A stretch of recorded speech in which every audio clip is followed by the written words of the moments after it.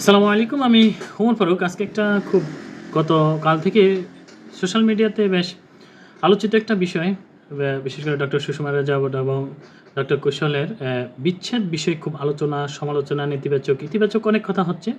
সেই বিষয় নিয়ে যেহেতু আমি মেন্টাল হেলথ নিয়ে কাজ করি, মেন্টাল হেলথ প্রফেশনের একটা টিম মেম্বার, সেক্ষেত্রে এই বিষয় নিয়ে আমার ব্যক্তিগত ওপিনিয়ন নিয়ে আজকে দু চারটা কথা বলা। বলবো যে সম্পর্কের সাফল্য এটা সবসময় টিকে থাকা এটাই যে সাফল্য সেটা নয়। যেমন দেখুন, সম্প্রতি সময়ে ডক্টর সুষমা রাজা এবং ডক্টর কুশলের বিচ্ছেদ নিয়ে যে সামাজিক যোগাযোগ মাধ্যমে নানান আলোচনা, সমালোচনা, কৌতুক এবং হতাশা প্রকাশ দেখা যাচ্ছে। অনেকেই প্রশ্ন করছেন, যারা সম্পর্ক, মানসিক স্বাস্থ্য, সুখী দাম্পত্য নিয়ে কাজ করতেন, তাদের সম্পর্ক যদি টিকে না থাকে তাহলে আমরা কি শিখলাম? কিন্তু বিষয়টিকে যদি আমরা একটু অন্যভাবে ভাবতে পারি বা দেখতে পারি, একজন হৃদ বিশেষজ্ঞ তিনি হার্ট অ্যাটাক করতে পারেন, একজন মনোরোগ বিশেষজ্ঞের মানসিক কষ্টে ভুগতে পারেন, তাহলে একজন সম্পর্ক বিশেষজ্ঞেরও সম্পর্কেও জটিলতা আসতে পারে। কারণ তারা মানুষ, আর মানুষ মানেই অনুভূতি, সীমাবদ্ধতা এবং পরিবর্তন, বাস্তবতা এগুলো থাকবে। সম্পর্কের সাফল্য সবসময় শুধুমাত্র সারা জীবন একসাথে থাকা দিয়ে মাপা যায় না। কখনো কখনো সম্পর্কের সবচেয়ে বড় সাফল্য হয় কি জানেন? পরস্পরকে অসম্মান না করে। কখনো কখনো সম্পর্কের সবচেয়ে বড় সাফল্যটা হচ্ছে পরস্পরকে অসম্মান না করে, ঘৃণা না ছড়িয়ে, দোষারোপ না করে সম্মানের সাথে একটি চূড়ান্ত সিদ্ধান্তে পৌঁছা। আমরা প্রায় ভাবি সুখী সংসার মানেই কোনো ঝগড়া নেই, কোনো মতভেদ নেই, কোনো কষ্ট নেই। কিন্তু বাস্তবতা তো এমন না। বাস্তবতাটা হলো, সুস্থ সম্পর্ক মানে মতভেদ থাকা সত্ত্বেও একে অপরকে রেসপেক্ট করবে, কষ্টের সময়ও কমিউনিকেশন থাকবে, প্রতিদিন সম্পর্কের জন্য সচেতনভাবে চেষ্টা করবে।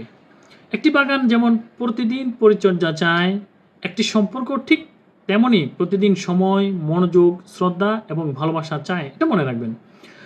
আমরা এই ঘটনা থেকে হতাশ না হয়ে বরং আমরা অনেক কিছু জিনিস শিক্ষা নিতে পারি। আসলে এই উদ্দেশ্যে আমার ভিডিওটা তৈরি করা। যেমন, নিজের মানুষকে আপনি সময় দিন। কি শিখতে পারবো আমরা? শুনুন, শুধু উত্তর দেওয়ার জন্য নয়, বোঝার জন্য শুনুন। ক্ষমা করতে শিখুন। অহংকারের চেয়ে সম্পর্ককে বড় ভাবুন এবং প্রয়োজন হলে সাহায্য চাইতে কখনো দ্বিধাবোধ করবেন না। এই যে দেখুন, ডক্টর সুষমা রাজা এবং ডক্টর কুশলের শেষ যে একটা ওনাদের একটা যৌথ বার্তা, সবচেয়ে মূল্যবান একটা উপলব্ধি ছিল, জীবনের সব সম্পর্ক আমাদের প্রত্যাশা মতো চলবে না, কিন্তু প্রতিটি সম্পর্ক আমাদের কিছু না কিছু জিনিস শেখাবে। হয়তোবা কোনো সম্পর্কের সমাপ্তি ব্যর্থতা নয়, বরং নতুন জীবনের নতুন উপলব্ধির নতুন সূচনা। তাই আমরা আসলে কারো ব্যক্তিগত কষ্টকে উপহাস না করি, কারো জীবনে কঠিন সিদ্ধান্তকে বিনোদনে পরিণত না করি। এটা খুবই খারাপ একটা বিষয়। বরং আমাদের নিজেদের সম্পর্কের দিকে আমরা তাকাই, আজই প্রিয় মানুষটিকে পাশে আনি, প্রিয় মানুষটির পাশে বসি, একটু কথা বলি, একটু শুনি, একটু তাকে বোঝার চেষ্টা করি। কারণ সুন্দর সংসার তৈরি হয় না একদিনে, আবার সুন্দর সংসার গড়ে ওঠে প্রতিদিনের ছোট ছোট ভালোবাসা, শ্রদ্ধা এবং দায়িত্বের সমষ্টিতে।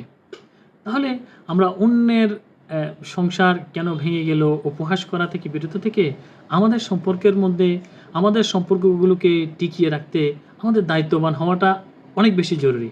আল্লাহ তাআলা আমাদের সম্পর্কের মধ্যে ভালোবাসা, রহমত, বরকত দান করুক। প্রত্যেকটা দাম্পত্য জীবন, প্রত্যেকটা সম্পর্ককে সুখী, সমৃদ্ধ এবং কল্যাণময় করুক, এই প্রত্যাশা রইল।